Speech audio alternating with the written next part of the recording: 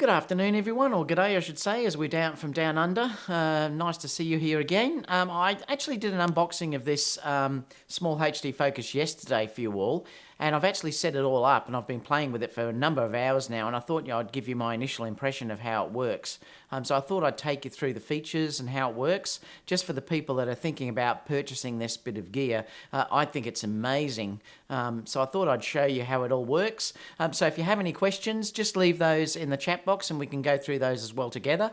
Clearly, if it's later on today, once this has stopped, leave your questions in the comments box below and I'll get back to you as well and we can talk about that as well. So I thought I'd sort of explain what I've done. Now, I've bought the Panasonic version of this. It comes in kit form. It comes with a battery and the connectors to connect it to the camera. So I did buy the Panasonic version because I couldn't get the Sony version. It was back ordered. So I've got the Panasonic version and that's what I'm going to be showing you today. I have pre-ordered the Sony battery and also the Sony HDMI cable. But according to B&H, it's going to be about 2 weeks away, and I've also bought another backup cable for my Panasonic just in case if there's an issue with that as well. So I will be able to review this on the Sony cameras once I get it, but at this stage I've only got it on the Panasonic GH5, so I thought we'd just have a look at that. I've got a couple of people now on board, so John's here, Richard's here, and Italia is here as well. I can't pronounce your first name. It's Sweden, that's 4:30 in the morning, boy. You're keen. Some people never sleep. So I thought I'd take you through it and you can have a look and I'll show you how I've initially set it up. Now clearly I'm still learning how to use this because I only got this yesterday, but I thought I'd give you a brief description of how I'm starting to use it and how it looks on the camera so that if you're thinking about getting one, you've got an idea roughly of how it works. So I'm going to switch over to the camera and you can have a look at this unit with me. So this is actually, it's set up on top of the camera. Now you can see also at the moment I've got the audio meters actually showing, and I'll show you once I've finished this how big it is. It's not big at all. It's incredibly light on the camera. I have ordered a sunshade which is coming from B&H, so I'll let you know how that goes when I actually get it as well. But at this stage, it's really, really nice. Now, I've just used this outside, and it's a very, very sunny day today, and it actually is really quite good to see during daylight. Look, it's not perfect, but my God, it's 100% better than using anything that, say, for instance, Sony has on their cameras. It's even brighter than what my GH5 has. But if you're using the Sony, like I've got the A6 500, which dims in 4K, this is going to be a game changer for you if you're trying to pull focus and things like that or get things in focus. So I thought that I'd show you that now, but I'm going to take you through the controls. Just let me move this microphone just to make sure it comes over towards me, to make sure you can still hear me okay. Now I've set up a couple of Daleks. I'm a bit of a geeky Dalek fan here. Now there's screens that you can use to set this up. You can tailor this to really be exactly like you want it to go. Now it basically just uses touch to scroll across. So your initial setup, you can go through things like having inputs, you can have calibrations, so you can actually calibrate the unit appearance. I've already calibrated this to match my my Sony camera. This is going to be off camera, isn't it? I'm going to turn this around a bit just so that you can see me. Yeah, that's better. I've already calibrated this a little bit so it matches the two, because when I first put it onto my camera, it actually had, it was a little bit out in color, so it didn't quite match the color that I've got on my screen. So you can completely calibrate this to match your camera, so that way you can check color and things like that. So that's fully adjustable. Obviously you can run your headphones. Now that's a game changer for if you're running your A6 500, because on the A6 500 there isn't a headphone socket on the camera, so you can plug your headphones into this and you'll hear the headphones, which is great because the HDMI cable passes audio through, so that's a really, really good thing if you're using your A6 500. So you've got that as well. You can rotate the image on this if you want to. It does go completely 360, and I'll show that a little bit later when we go over. So you just basically turn the unit around. So you could be doing, if you're actually using it for vlogging on the A6 500, you can point it towards the front of you, and obviously it goes straight to the back again. It's rotated now. It does automatically rotate the image so you see it the right way up when you do it. You can also run anamorphic. If you're running anamorphic lenses, this will work with that as well. I'm not sure what these go yet, these digital SLR scales and things like that, and wireless, and obviously you can buy a remote for this somehow too. There's all different things that you can do, set your date and time, and profiles. You can set profiles for this, and I will be doing that because I've got profiles, particularly for the GH5. I've got a profile that I use for when I'm shooting log, so I'll be installing that into there as well, so I see that log profile when I'm getting my exposures. Now I'll go back. Now basically when you're looking at this, this is the first screen I've set up. You can actually scroll down and you can make multiple screens. So you can see that I can use multiple screens. I can just click adding on if I want to add other features. This is the great part about using this screen. It's really easy to use. And basically you just click on the screen that you want. Now if you click onto the controls over this side, if I click here, you can have an add, and then this is how you can add things onto the actual screen itself. You can change aspect ratio, you can have a safe area set, there's crossbars, crosshatch. With your expose, and I'll show you some of these features as well, there's exposure assist, there's zebras, and there's also color pickers that you can choose, and I'll show you how these work in a minute. You've got histogram, waveform, and vector scopes, so it's amazing for setting your exposure and things like that as well. It works so good. You've also got down in here focus assist, and I'll show you those working in a minute with peaking. This is having overlays, so you can set overlays. Now I'm actually got audio meters, which you can see down the bottom of this screen at the moment, that are set. And down the bottom here, you can have crop and size and position and things like that. So you've got an awful lot of control about what you're showing on the screen. Now I've just put on this one, for instance, I've actually just got on this the histogram is showing. So you can see that as I start to adjust exposure, you can see that the histogram is actually changing here. So it's great. So you can actually check that your exposure is correct. I've got the audio meters showing down the bottom down here, and they're the audio meters from the camera itself. So you do get to see your full camera controls as well, because I've got the HDMI out. The good part about the GH5 is it does show it on the back of the camera as well as on the screen. The Sony only shows on here. It won't show it on the back of the screen when you press 4K recording. They both work with 4K recording though, which is really good as well. So that's the first thing. So that's basically my first screen that I'm going to be looking at when I brought it up. But the next screen that I've actually got over here is I've set this up for focus peaking. So this is where this is so accurate. This is much more accurate than, say, for instance, the A6500 focus peaking, which sometimes can be a little bit off. The A6500 is pretty good, but it's not dead on, whereas this seems to be, from what I've looked at so far, it seems to be dead on. But you can see as I move the focus point here that the areas that are in focus will start to show as focus peaking. Now you can change this to be in black and white if you want to, so you can go into the settings and change it in black and white, because if you want to, if I click here and I click on the focus assist, in that part there you'll see that you can set that off if you want to. There's black and white backgrounds you can have on, so it'll turn into a black and white image, so that's no longer color. If you were trying to get focus peaking and you couldn't see the outlines enough, you can set that onto black and white if you want to.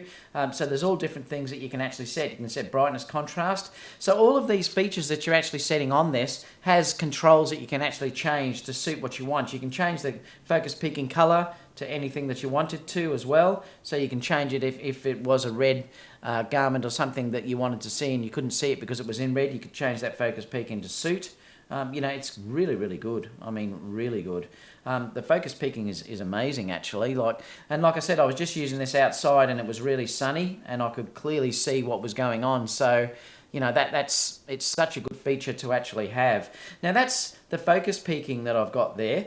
Then if I want to check exposure, I can actually go over to here, and on this page I've actually got a waveform monitor that's actually showing down the bottom down here, and I've also got, obviously, my histogram. So you can see as I adjust the exposure, I can see the histogram actually working, and it's showing me what I'm getting in the image.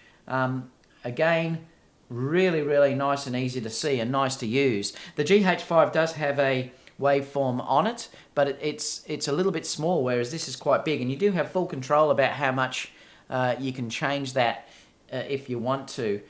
which is really, really good as well. If I wanted to, I could also bring another tool in if I wanted to, and I could have, if I wanted to bring this down, I could have, let me just bring this down, I could have a vector scope on if I wanted to.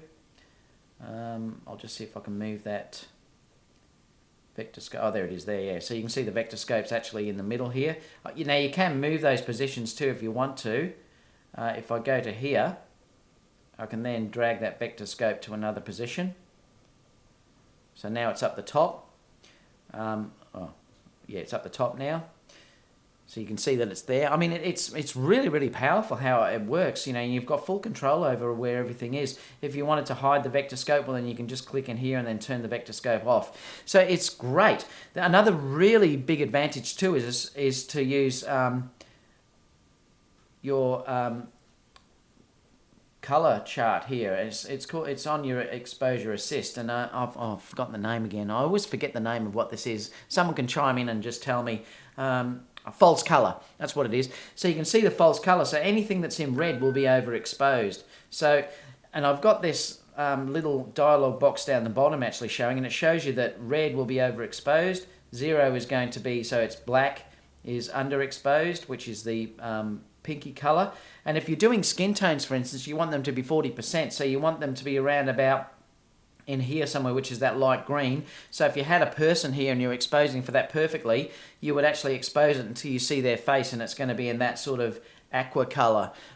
So it's great for checking exposure and working out, you know, what's overexposed. You can see here clearly that the red area is overexposed. And if I bring the exposure down, I can then see what's in the norm of being within the range. And you can also use that in you know, with the histogram as well.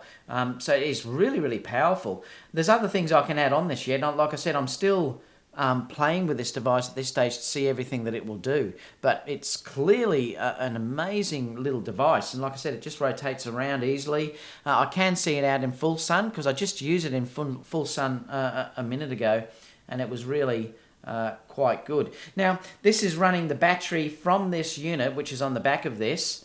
This is also powering the camera at the same time, so it's a dummy battery, so it will power the camera and the battery at the same time. I've had this running now for probably about an hour and a half, and there's still 2 bars left. It's only used 1 bar.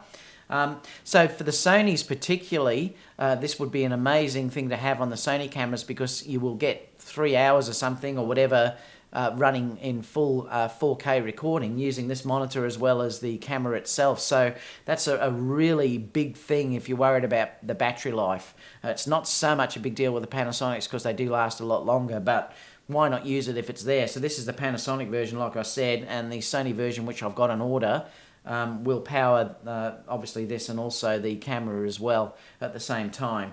I've got a few of these Sony batteries, so I've got plenty of them that I can keep running. But like I said, this will probably last me for around 3 hours, this battery, or 2.5 hours at least, I suppose, if I'm recording. I haven't been recording that much with it yet. But like I said, you can load in your log profiles, you can load in looks, so you get the look of what it is. You've got your waveforms, your histograms, and the main thing is you can actually see this, like I said, in daylight. So, you know, throw me some questions too if you have any questions about how this works. But I'll just switch back to the other camera and I can show you how it works, how it looks on the camera. So let me pull this back. So if you're looking at it, this is the actual unit itself. So it's not big at all.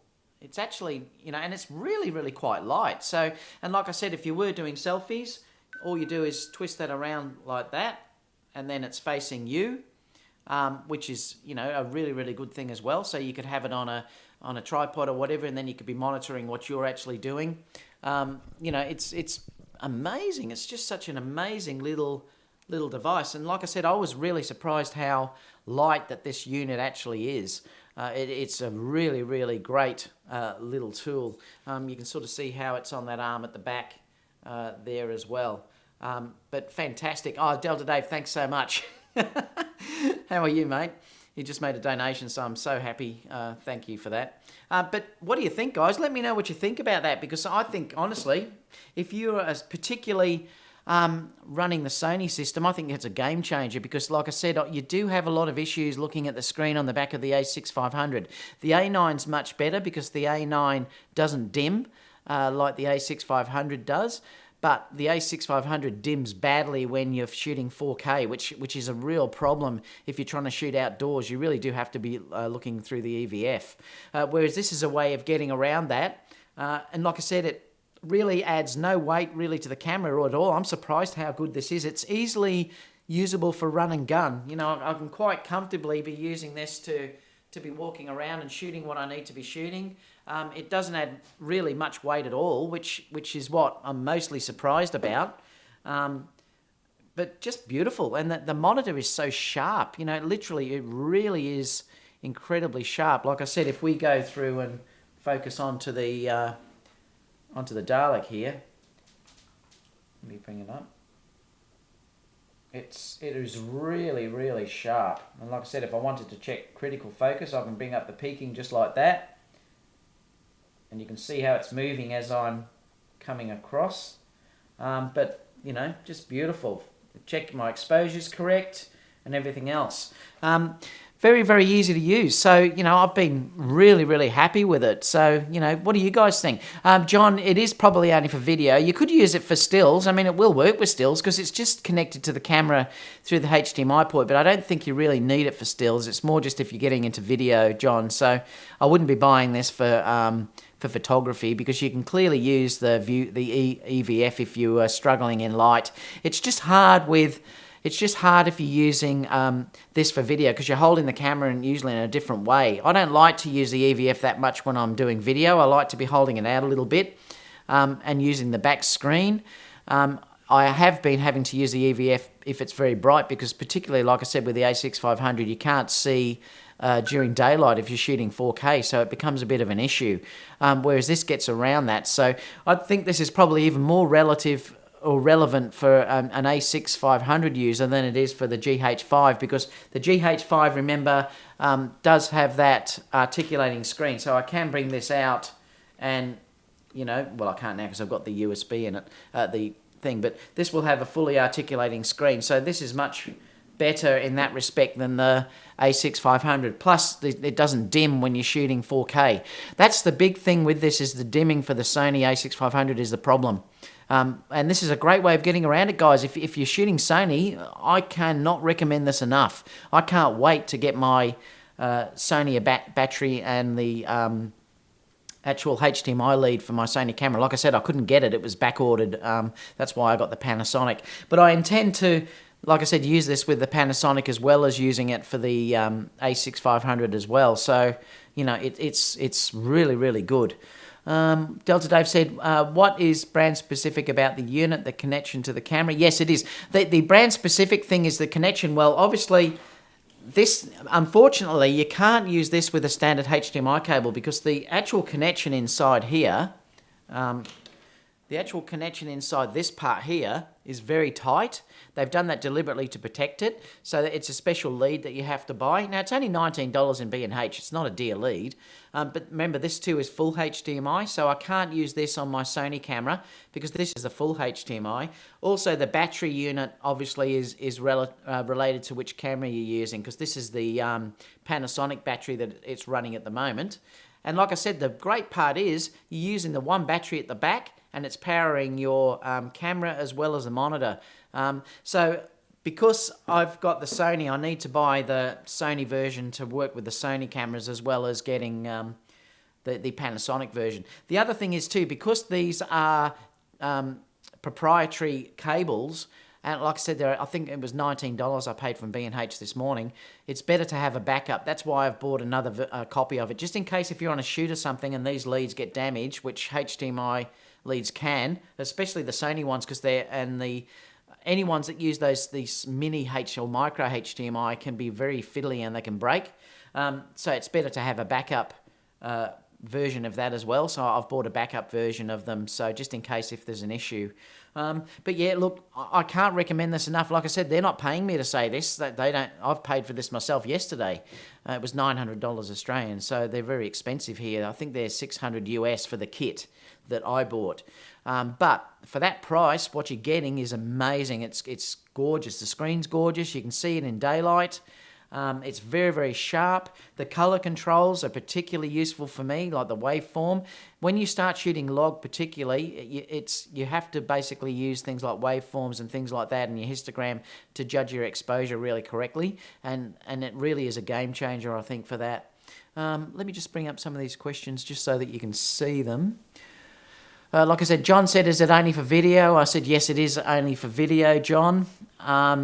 Delta Dave said, what's brand specific about it? And I said, it's the connection to the camera, and it's also the battery is different. Now, there's a Canon version of this, there's a Nikon version of this, there's a Sony version of this, and there's a Panasonic version of this. There is no Fuji version yet, though, unfortunately, but they've actually got all those main players have batteries now available to this. Now, I noticed yesterday when I went to purchase, I purchased this the other day, but I noticed the other day when I bought this, the Canon version was available, the Nikon version was available, and they only had one of the Panasonics, and there was no Sonys available. They'd all sold out. I think a lot of Sony users are buying this particularly for something like the A6500.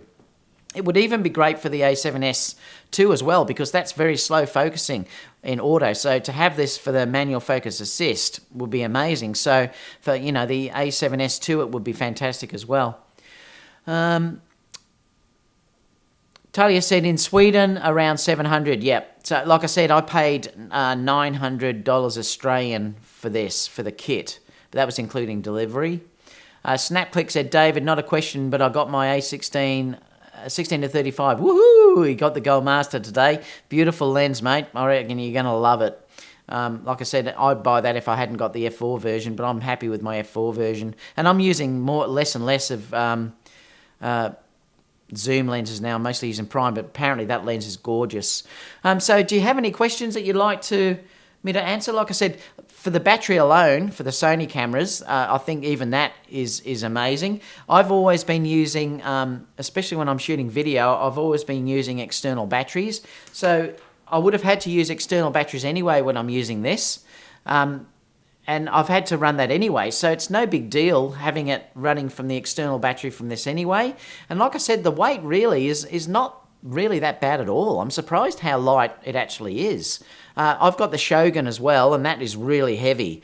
When you put that on the camera, it really is heavy, and that's what stopped me from using it, whereas I will be using this. The other thing too with the Shogun that I've got, it's hard to see in daylight, whereas this is really quite good.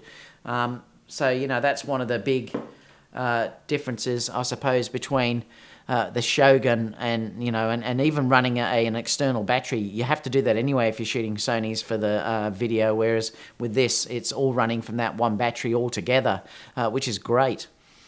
Snapclick said he's so excited because they've got this the 16 to 35. Don't blame you, mate. I would be too. How would you mount this on the SmallHD? Now the zoom frame, I'm not sure, but I know on my my gimbal, I'm going to get it for you, so I'll show you.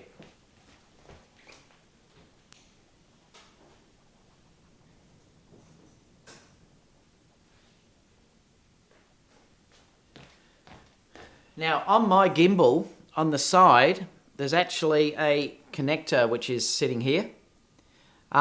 So what I'm going to do when I'm running it on the gimbal is you actually can get this. I'll just switch over to a full frame so you can see me. Let me just grab here. You can get this little device here.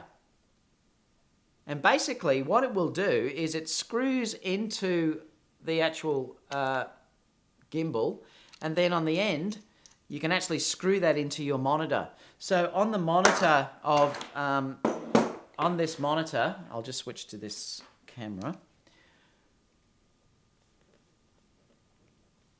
On the actual top of the monitor, you can see there's threads there. So basically, you could screw that into whichever hole. There's one on the side here as well. You can screw that into whichever hole that you like. So it would be held off the side of the gimbal. Now, I'm not sure if the crane has that, so you'd have to let me know that as well. So, but that's how I'm going to be running it from my gimbal, which is really, really good. And it's, like I said, it's light enough that I can do that. I originally bought the Shogun for that, but like I said, it was just too heavy to carry, whereas this is so light that I think I could carry that easily on the KMTV gimbal that I've got. So that's probably how I'll run that on the gimbal. What else we've got here? Rob said, was considering the Shogun, so glad I held off and got this. Yeah, that's the way, Rob. I love this. I'll probably keep my Shogun just for doing recording sometime, because it's handy for me if I want to show you guys how to shoot and stuff, that I can record showing the menus. So, that will be handy to have. They're also talking about, there's possible firmwares. They're trying to work on it to actually enable this to have touch focus as well. At the moment, when you're doing this, you can't use touch focus on this. I can still use the touch focus if you see on the screen at the back, so I can just use that, and that will work. But they're trying to work out a way of getting this for touch focus to use, because it comes with a USB lead and you can connect the USB to the camera. They're trying to work a way around that you can do that to get your touch focus. So if they can get that working, that would be amazing. So that's one thing that they're actually trying to do. So it'll be interesting to see if they can get that working. Let's have a look. What else people saying? So yeah, I wouldn't be buying the Shogun now after I've seen this, unless you need it for the recording. Like if you want to record 10-bit, and the Shogun gives you a much better option of doing that, well then that's different. You'd be using the Shogun for that. Three Tree said, do you have kids? Yes, I've got two. I've got a boy and a girl. So I have got two. Snapclick said, oh, don't think the crane has a mount like that? Yeah, so that's an issue if it hasn't got a mount. You can buy clamps though, so you could buy a clamp and clamp it on. That would be one way of getting around it. So I've also got this larger one as well that you can use, but this one's really quite heavy, whereas this, is tiny, and it comes with a phone holder if you wanted to use a phone on it. So that's one way of getting around that you could connect it onto that. So I suppose it's one issue with the crane if it doesn't have that ability to attach it. That's the great thing about the KMTVs, and these bigger units tend to have that ability to have something on there, which is great. What else have we got over here? Bottom of the handle. So it might have it on the bottom, yeah, so perhaps it does. If it had it on the bottom, you could still use it, because you could still grab that attached to the bottom of the handle and then this coming out like that. It just wouldn't be as nice. It's just not as good an idea as what this KMTV has. What else have we got? Magic Arm, and there's also a guy from Israel that makes special mount that some like. Saw that on YouTube. Oh, okay. Well, if you can find that, leave it in the comments down below, because I'd be interested to know what you think about that. So Keith's back. Hi, Keith. I'm DeBrowns here. G'day, mate. How are you? Techno Extreme says, please, David, let us know when you load profiles and which ones for the A6500. Well, I'm using that. Which one was it? I'm using this. I bought the other day the Leeming LUT. So I'll tell you how it actually works when I get it, because just got to lower this volume, I think. It seems to be really, really good. I've bought the GH5 version, and that is amazing how it works. The LUT works incredibly well on it, and it's very, very simple to use, and I'll show you the process through Final Cut how it works. But I've also just bought the Sony version as well, and I'm hoping that then they'll match, and they give you all of these instructions that tell you how to set your camera up, and we'll do all other things. So they're in that company called Leeming LUT 1, and it was really cheap. I think it was only like €20 or something to actually buy it. They send you the instructions of how to set your camera, and then they give you the LUT that you put into Final Cut or whatever program you're using, and you apply that LUT. Now, the better thing with the GH5 is I can load that LUT into the actual camera, and it shows the LUT exactly as you see it on the camera. So that's one benefit of that. But you can load LUTs into this, so that would be great, I suppose, if you were running the Sony, so you might be able to load the LUT into this. But I know the Panasonic version works amazingly, so I've just bought the Sony version, and the Sony version works for the A6500, the A7S II, the A7R, 2 as well, so it works for all of those cameras that can shoot 4K. So I'll let you know how closely it matches, because the ideal thing for me is if it matches all the profiles, and they work in Sign D and also your true flat profile V-Log and your Sony logs as well, so it'll work for all of those. So yeah, so have a look at that Leeming LUT. I'll leave the description down below so you can see how that goes. What else have we got here? Rob said, wow, if they could pull off the touch focus, that would be huge. I'm hoping they can. They haven't promised, but I've heard rumblings they're talking about it. That would be really good if they can do that. Three Trees said, guess I should have asked if they are grown and gone. Three Trees Photography said, the kids, yes, they have, yes, they've left home, mate. They're married. They've all left. I've got grandchildren, 4 grandchildren from those, for my kids, so I love them to death. Three Trees said, if you're doing all this with young kids, I'm going to stop complaining about my life. No, they're not. They've left home. Thank God. David said, I'm to Brandon's in the house. Brand just said hi. Yep, barely open. My eyes are barely open because it's late for you guys. It's early for me. I'm just about to have lunch in a minute. I'm starting to get hungry. My tummy's rumbling. So do you have any last questions before we finish? But just to conclude, look, I'm really, really happy with this unit. I really do think it's a bit of a game changer. It's the first type of monitor that I've really used that I think I will leave on the camera. The other ones were just too big, and the 5-inch seems to be just the amount of right size to lug around on the camera. It's not too big, whereas my Shogun is just way too big and way too heavy. And I can't see that Shogun in daylight, and that's one of the issues as well. Whereas this one does work in daylight. I know the new Shoguns probably do. You can probably see them in daylight because they have some ridiculous nits. This is 800 nits, which is really bright enough. I'm really happy with how I used it. I was a bit skeptical that you would be able to see it in daylight, but I used it outside before. It's not perfect, but I can use it, and that's all I'm really after. I did try nail focus, and it worked. And I could see the exposure and things, which I couldn't really see with the other with the fold-out screens. And like I said, definitely if you've got the A6500 or even the A7R2, it will really, really help you with that 4K recording because of that dimming that they have. The A9 doesn't have that, but the A9 is still nowhere near as bright as what this is. And you just don't have those features like your waveforms and things like that and your false color, all that this has to help you nail your exposure. So I think it's a really, really worthwhile tool. I know it might be $600 US, but I really think you'll get your money back with using this, and it makes your life so much easier if you're shooting video like I am. And I think it's really a bit of a game changer, to be honest. I'm really, really happy with it. I've only had it for a day now, but boy, I can't wait to be using this when I start shooting weddings. It's just beautiful. It makes focusing so much easier when you're doing your focusing using that focus peaking. It's just gorgeous. And even if you're not using focus peaking, to see it on a big screen to nail your focus because it's so sharp. I'll just come back here and then we'll finish for the day. Snapclick said, have a good lunch. David Johnson said, I just got finished doing a photo shoot today. Great, David. I hope everything went well. Tree Tree said, thanks, David, you're an inspiration. And that's the thing about this, guys, for me. Like I said, they're not paying me to say this. So if I rage about something, it's really, really good.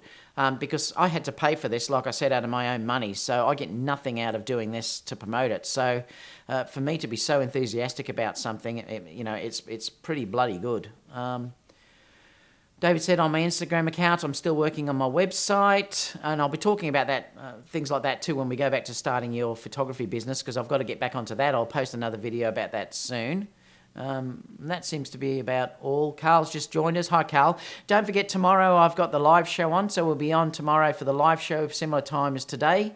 So I'll be talking about that. And that's about all, guys. So I think we might leave that there because I'll see you tomorrow. I'm going to go and get some lunch. So like I said, if you are thinking about buying a monitor, I can't recommend this highly enough. I think it's really, really a game changer, particularly if you're shooting Sony. I mean, it's still even nice on the GH5, but if you're shooting Sony, I think that, it's a no-brainer to get this because it's going to take your video to the next level. So apart from that, guys, please give me a thumbs up. and leave any comments down below and I'll get back to you as soon as I can. And apart from that, I'll see you for tomorrow's video. So that's all for now, guys. So bye for now.